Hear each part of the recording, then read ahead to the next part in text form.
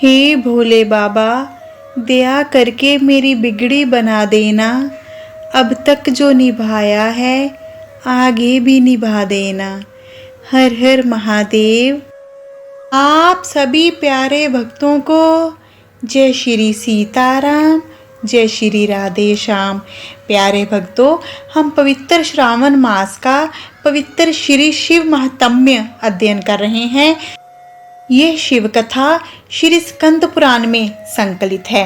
सावन माह में शिव कथा का अध्ययन करने से हमें पुण्य की प्राप्ति होती है, पापों से मुक्ति मिलती है। यज्ञों, व्रतों, गौदान से भी कई गुना अधिक फल की प्राप्ति होती है और अंत काल में हमें मोक्ष की प्राप्ति होती है। हमने अब तक प्रथम 24 अध्याय अध्ययन कर लिए हैं। जिन्होंने वो वाले अध्याय श्रवण नहीं किए, चैनल पर अपलोड वीडियो से श्रवण कर सकते हैं।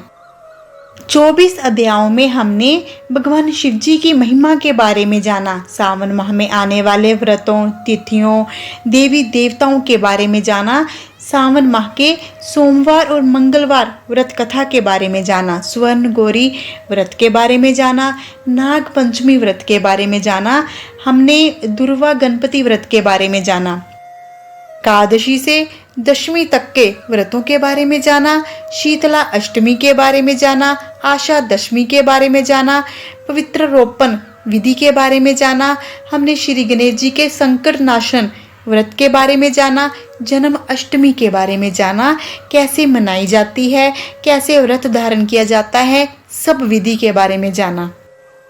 अब हम अध्याय 25वां और 26वां करेंगे, तो कर लीजिए श्री गणेश जी को नमन। जय श्री गणेश जी। अब हम प्रेम से हर हर महादेव जी का जयकारा लगाएंगे। दोनों हाथ ऊपर करेंगे, प्रेम से और जोर से बोलेंगे हर हर महादेव।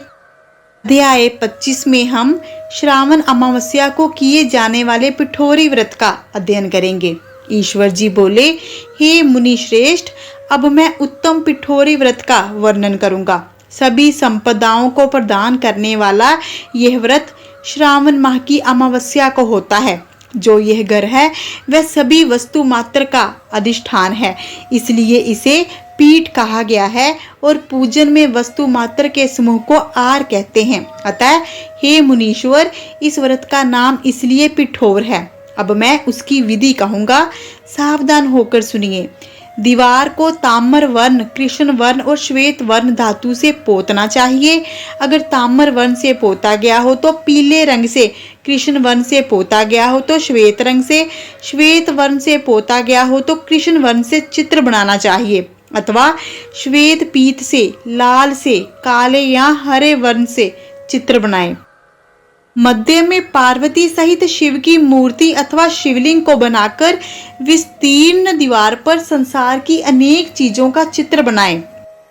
चतुशाला सहित रसोई घर, देवालय, शयन घर, 7 खजाने, महलों, अटालिकाओं से सुशोभित और शाल से वृक्षों से मंडित हो, चूने आदि से दृढ़ता से बंधे पाषाणों और ईंटों से सुशोभित हो और जिसमें विचित्र दरवाजे, छत और क्रीड़ा स्थान हो, इन सभी को चित्रित करें।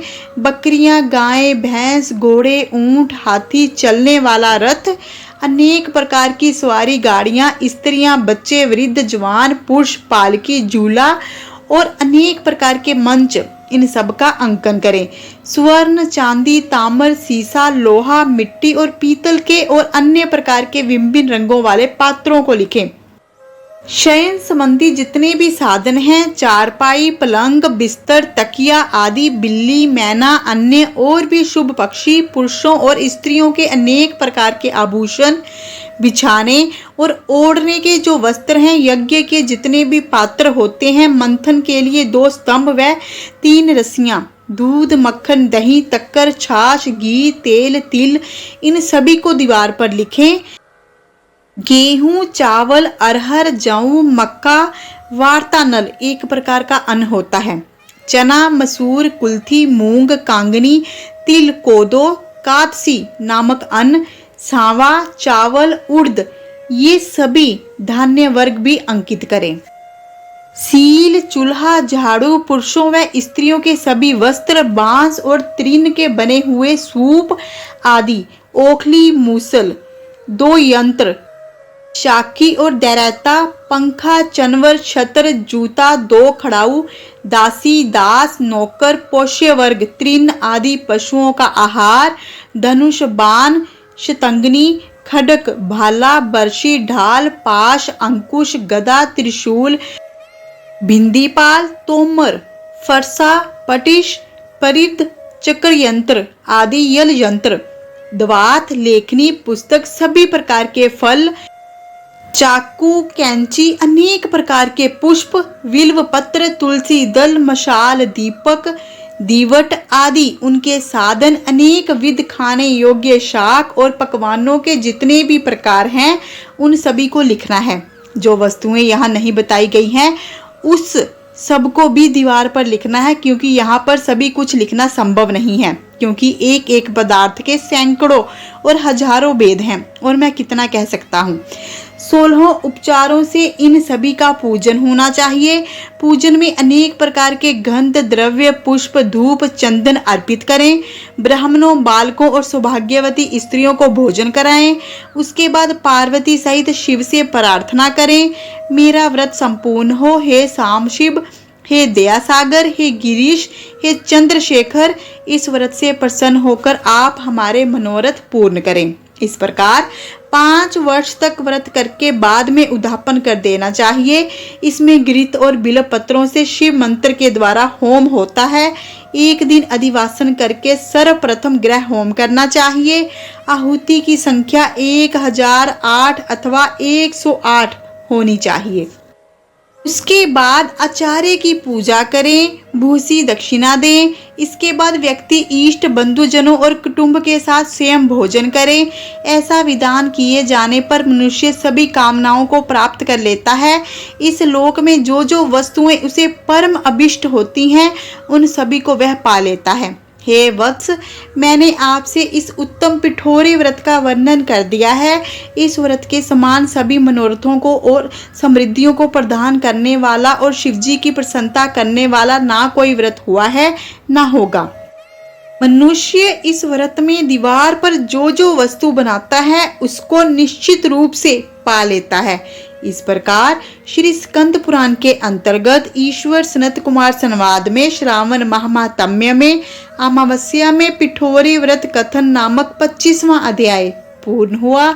हर हर महादेव।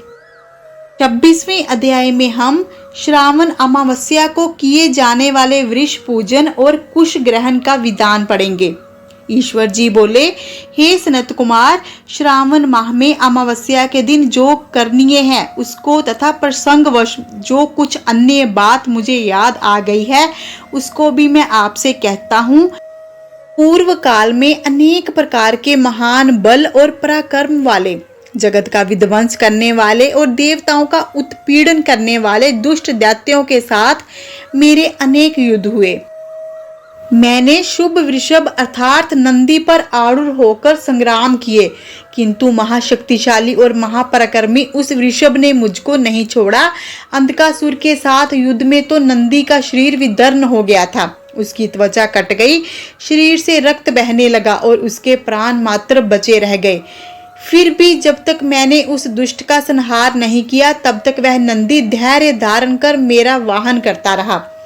उसकी इस दशा को मैंने जान लिया था। उसके बाद उस अंधक का वध करके मैंने प्रसन्न होकर नंदी से कहा, मैं तुम्हारे इस कृत्य से प्रसन्न हूँ, वर मांगो, तुम्हारे घाव ठीक हो जाएंगे, तुम बलवान हो जाओ और तुम्हारा पराक्रम और रूप पहले से भी बढ़ जाए। इसके अतिरिक्त तुम जो जो वर मांगोगे उसे मैं तुम्हें अवश्य दूंगा। नंदीकेश्वर बोले, हे देवदेव, हे महेश्वर, मेरी कोई याचना नहीं है। आप मुझ पर प्रसन्न हैं तो फिर इससे बढ़कर क्या वैभव हो सकता है। तथापि हे भगवान, लोक उपकार के लिए मैं मांग रहा हूँ। हे शिव, आज श्रावण माह की अमावस्या है जिसमें आप मुझ पर प्रसन्न हैं।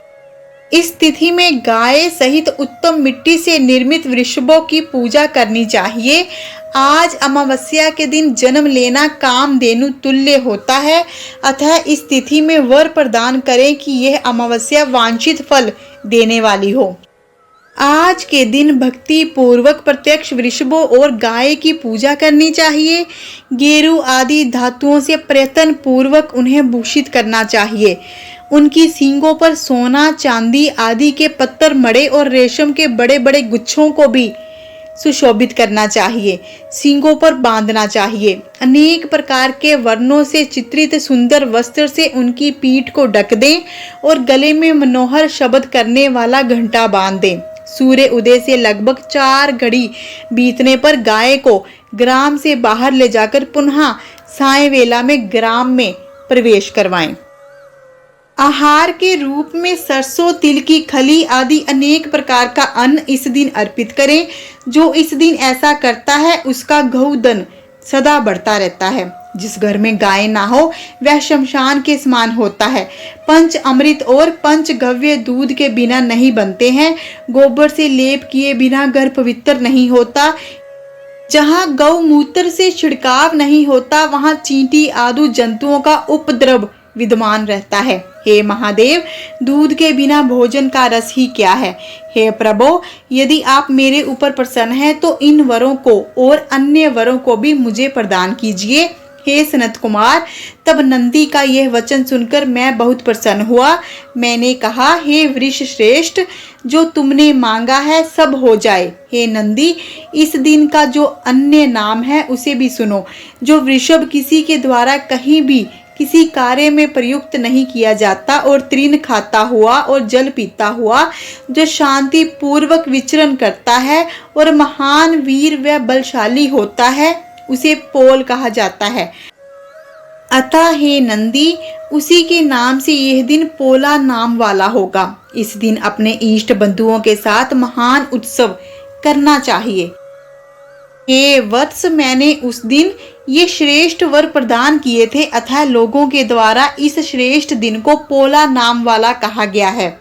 इस दिन सभी कामनाओं को पूर्ण करने वाला वृषभों का महान उत्सव करना चाहिए। इसके साथ ही अब मैं इस तिथि में किए जाने वाले कुश ग्रहण का वर्णन करूंगा। श्रावण माह की अमावस्या के दिन पवित्र होकर कुशों को उखाड़ लाएं। वे कुश सदा ताजे होते हैं, उन्हें बार बार प्रयोग में लाना चाहिए।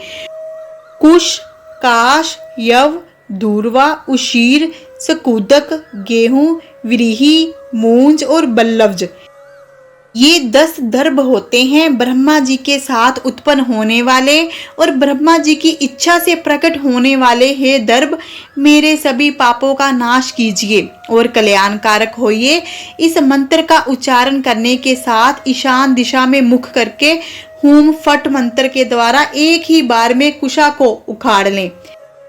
जिनके अगर भाग टूटे हुए ना हो और सूखे ना हो, वे हरित वर्ण के कुश श्राद्ध कर्म के योग्य कहे गए हैं। और जड़ रहित कुश देव कार्यों और जप आदि में प्रयोग के योग्य होते हैं। 7 पत्तों वाले कुश देव कार्य और पितृ कार्य के लिए श्रेष्ठ होते हैं।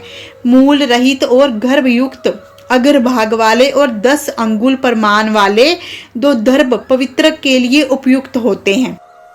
ब्राह्मण के लिए 4 कुश पत्रों का पवित्रक बताया गया है और अन्य वर्णों के लिए क्रमशः 3, 2 और 1 दर्भ का पवित्रक कहा गया है, अथवा सभी वर्णों के लिए 2 दर्भों का ग्रंथि युक्त पवित्रक कहा गया है। यह पवित्रक धारण करने के लिए होता है, इसे मैंने आपको बता दिया है। उत्पवन हेतु सभी के लिए 2 दर्भ उपयुक्त होते हैं। 50 दर्भों से ब्रह्मा और 25 दर्भों से विष्टर बनाना चाहिए। आचमन के समय हाथ से पवित्र को नहीं निकालना चाहिए। विकिर के लिए पिंड देने और अग्नोकरण करने के साथ पवित्र का त्याग कर देना चाहिए। दर्भ के समान पवित्र और पाप नाशक कुछ भी नहीं है। देव कर्म और पितृ कर्म ये सब दर्भ के अधीन है। उस प्रकार के दर्भों को श्रावण माह की अमावस्या के दिन उखाड़ना चाहिए। इससे इनकी पवित्रता बनी रहती है। श्रावण माह की अमावस्या का वर्णन क्या किया जाए। हे सनत कुमार, श्रावण माह की अमावस्या के दिन जो कृत्य होता है उसे मैंने कह दिया। श्रावण माह में और जो भी करनीय है उसे भी मैं आपसे कहता हूँ। इस प्रकार श्री स्कंद पुराण के अंतर्गत ईश्वर सनत कुमार संवाद में श्रावण माह महात्म्य में अमावस्या के दिन वृषभ पूजन कुश ग्रहण नामक 26वां अध्याय पूर्ण हुआ। हर हर महादेव। हे भोले भंडारी, इन अध्यायों का कथन करने वाला, श्रवण करने वाला, हुंगारा भरने वाला सदा आपकी कृपा से खुश रहे, सुखी रहे, जीवन मंगलमय रहे। हे भोलेनाथ, कृपा करो इन अध्यायों के अध्ययन करने वालों पर अपनी अपार कृपा बरसाएं। हर हर महादेव। प्यारे भक्तों, यदि आपको हमारी वीडियो अच्छी लगती हैं तो इन्हें अधिक से अधिक दिल से लाइक करें, अधिक से अधिक अवश्य शेयर करें और कमेंट बॉक्स में हर हर महादेव अवश्य लिखें। इससे आपको पुण्य मिलेगा और हमें प्रेरणा मिलेगी। यदि आप हमारे चैनल पर नए हैं तो कृपा करके हमारे चैनल परम दिव्य शक्ति को सब्सक्राइब कर लीजिए और बन जाइए हमारे इस परम दिव्य सफ़र में हमसफ़र। मिलते हैं अगली वीडियो के साथ।